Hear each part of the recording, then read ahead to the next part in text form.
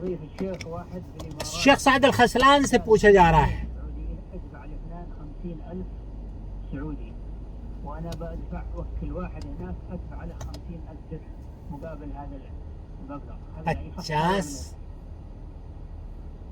किस मुल्क में? يعني هو يقول ادفع لفلان 50,000 ريال سعودي وأنا بدفع الوكيلة في الإمارات 50,000 درهم في نفس الحال في نفس الزمن.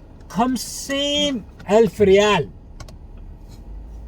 किसी ने मुकल्लफ किया कि 50,000। نعم لا بأس أن يقول ادفع لفلان هذا المبلغ وسأسدد لموكلك ما يقابله لكن يكون بسعر يومه بسعر يومه।